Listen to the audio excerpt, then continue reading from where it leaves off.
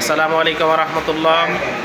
প্রিয় দেশবাসী, মক্কা বিজয়ের পর বিশ্বনবী মুহাম্মদুর রাসূলুল্লাহ সাল্লাল্লাহু আলাইহি ওয়াসাল্লাম এবং সাহাবায়ে কেরাম রিদওয়ানুল্লাহি তাআলা আলাইহিম আজমাইন অন্য ধর্মাবলম্বীদের বাড়িঘরে হামলা চালাননি, ভাঙচুর করেননি, জ্বালাও পোড়াও করেননি, দেশ ত্যাগ করতে বাধ্য করেননি। আমরাও স্বাধীনতা অর্জন করেছি 5ই আগস্ট 2024 সালে বিজয় লাভ করেছি। কিন্তু সে বিজয়কে আমরা ইনশাআল্লাহ ধরে রাখতে হবে।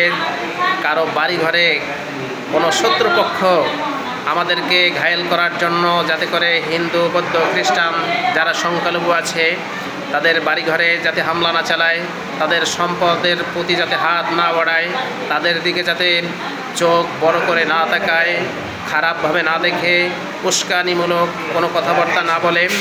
কারণ আমরা সকল ধর্মবর্ণ নির্বিশেষে সবাই এই বাংলাদেশকে সাজাতে চাই, সুন্দরভাবে বসবাস করতে চাই এই দেশে।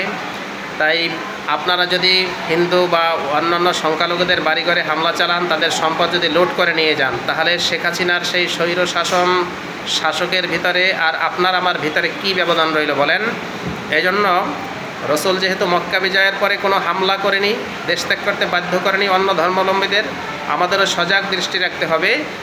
কিছু শ্রেণীর মানুষ তৃতীয় পক্ষ ঢোকে হিন্দুদের বাড়িঘরে ঢোকে সংখ্যালঘুদের বাড়িঘরে হামলা চালাবে, তাদের ব্যবসা প্রতিষ্ঠানে আগুন ধরাতে পারে, ভাঙচুর করতে পারে।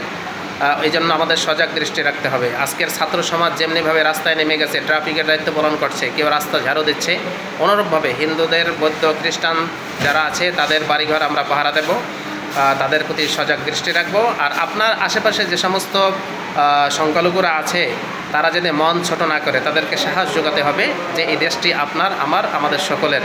আমরা যেভাবে চলছি আপনিও বুক খুলে সেভাবে চলেন সাহসিকতার সহিত, তবে কারো সাপোর্ট নিয়ে নয়।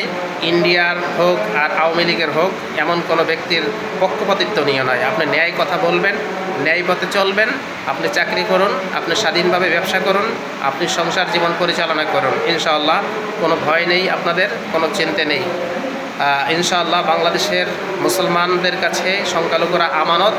ইনশাআল্লাহ ইসলামের দৃষ্টি থেকে আপনারা আমানত, আমাদের কাছে আমানত হিসাবে থাকবেন।